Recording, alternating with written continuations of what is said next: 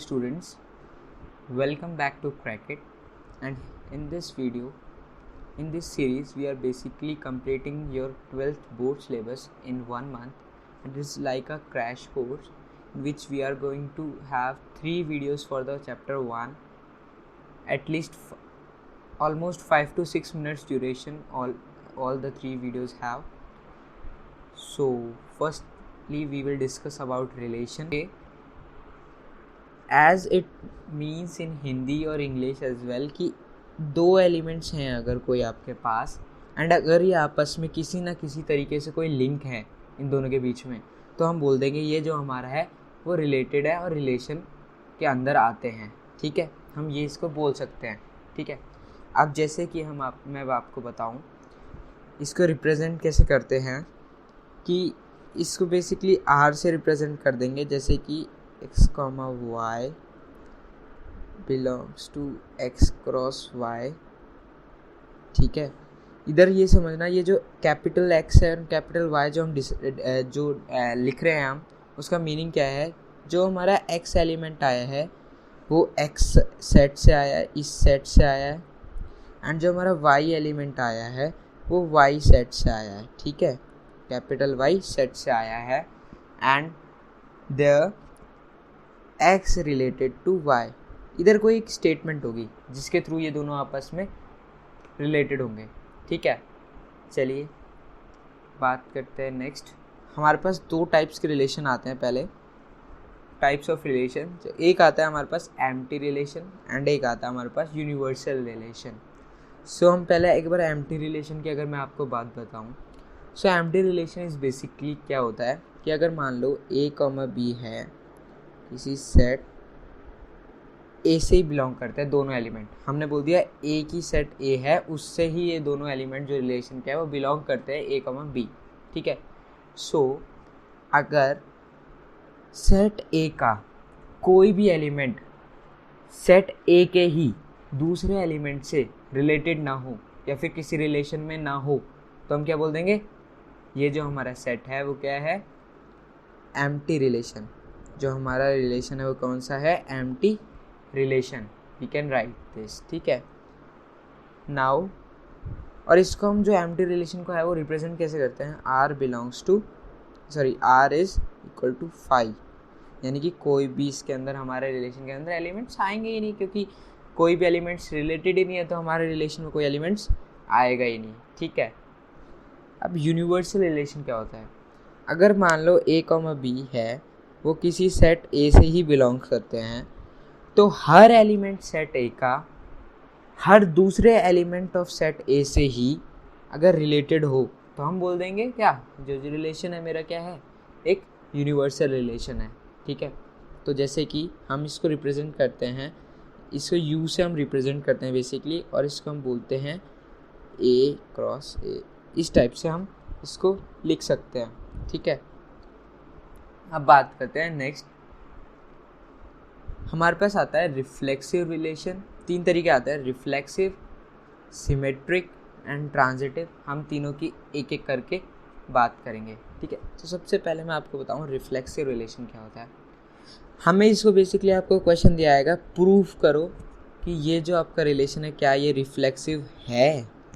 ठीक है, क्या ये रिफ्लेक्सिव है. सो आपको क्या करना है बेसिकली, इसके लिए आपको प्रूफ कैसे करना है इसको, आप क्या करो, a को रिलेशन में सेटिस्फाई करा दो. जो रिलेशन की स्टेटमेंट दे रखी हो ना, आप उसमें सेटिस्फाई करा दो. अगर आपकी स्टेटमेंट से वो सेटिस्फाई हो जाता है रिलेशन, तो आप बोल सकते हो जो मेरा रिलेशन है वो क्या है, रिफ्लेक्सिव. ठीक है, जो मेरा रिलेशन है वो क्या है, रिफ्लेक्सिव. ठीक है, अब बात करते हैं ट्रांजिटिव की, सिमेट्रिक की पहले बात करते हैं. अच्छा, एक ट्रिक बता देता हूँ मैं आपको इसको रटने की. जैसे अल्फ़ाबेटिकल ऑर्डर में भी आता है ना RST, तो ऐसे ही आते हैं ये relation, reflexive, symmetric and transitive. जैसे अपन RST अल्फ़ाबेटिकल ऑर्डर में आता है. ठीक है, सो सिमेट्रिक की बात करूँ तो अगर आपका a, b सेटिस्फाई करता है रिलेशन को, सेटिस्फाइज, अगर ये रिलेशन को सेटिस्फाई करता है, तो अगर b, a भी कर जाए इन केस ये सेटिस्फाई कर जाता है, इन केस ये सेटिस्फाई कर देता है सो हम क्या बोल देंगे इसको, जो मेरा रिलेशन है वो क्या है, सिमेट्रिक। आपको ये चीज़ें और थोड़ी क्लियर होंगी जब अभी हम इसके क्वेश्चंस करेंगे, ठीक है। अभी मैंने एक क्वेश्चन इसमें दिया हुआ है आपको। चलिए बात करते हैं अब ट्रांजिटिव रिलेशन की, ट्रांजिटिव एंड रिलेशन, ठीक है। ट्रांजिटिव रिलेशन में क्या होता है, अगर आपका ए कॉमा बी रिलेशन को सेटिस्फाई करता है, ठीक है, बी कॉमा सी भी करता है, ठीक है, तो हमारा ए कॉमा सी भी कर जाएगा। अगर करता है तो, इन केस इट सेटिस्फाइज, अगर ये सेटिस्फाई कर जाता है तो हम बोल देंगे जो मेरा रिलेशन है वो क्या है, ट्रांजिटिव, राइट। आगे आपको ये बात समझ में, ठीक है। अब एक क्वेश्चन है, उसको हम करके देख लेते हैं। उससे पहले, हम क्वेश्चन करने से पहले आपके पास एक और टर्म आती है, इक्विवेलेंस रिलेशन। तो इसका मतलब होता है अगर कोई रिलेशन R जो है वो आपका रिफ्लेक्सिव भी हो जाए, सिमेट्रिक भी हो जाए एंड ट्रांजिटिव भी हो जाए, ठीक है, देन हम बोल देंगे जो मेरा रिलेशन है वो क्या है, इक्विवेलेंस रिलेशन, ठीक है, इक्विवेलेंस रिलेशन। सो अब हम एक करते हैं क्वेश्चन, ठीक है। आपको अगर मान लीजिए आपको दे रखा है एक रिलेशन R, ठीक है, एंड वो जो आपको रिलेशन है वो R जो है वो आपका सेट ऑफ रियल नंबर, ठीक है, रियल नंबर्स है, ठीक है, एंड उसकी जो स्टेटमेंट आपको दे रखी है वो दे रखी है R is equals to A comma B where A is less than equal to B, ठीक है। तो हम इसको चेक करते हैं क्या ये रिफ्लेक्सिव है, क्या ये ट्रांजिटिव है, क्या ये सिमेट्रिक है। तो मैंने आपको बताया ये आपको एक बेसिकली स्टेटमेंट दे रखी है रिलेशन की, एंड ये R जो आपका रिलेशन है, ठीक है। सो मेरे को अगर ये चेक करना है तो कभी भी देखो, अगर मैं A कॉमा A सेटिस्फाई कराऊँ इस इक्वेशन में, ठीक है, तो A कॉमा A सेटिस्फाई कराया यानी A is less than equal to A, ठीक है, तो ये तो ऑलवेज सेटिस्फाई हो जाएगा, यानी A तो हमेशा, मतलब A is equals to A हमारा सेटिस्फाई हो तो गया ये, ठीक है।